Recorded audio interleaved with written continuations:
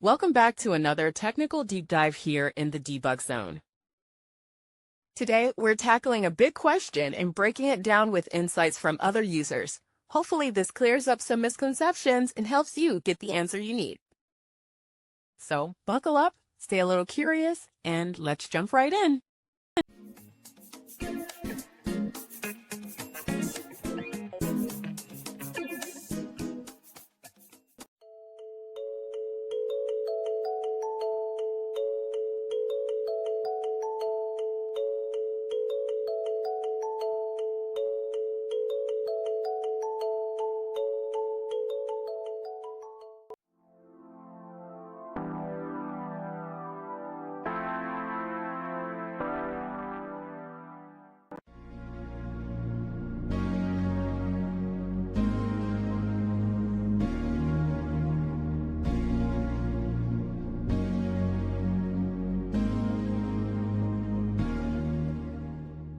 And that's a wrap.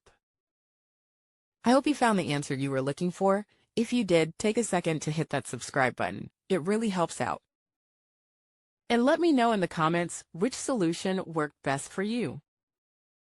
See you next time in the debug zone.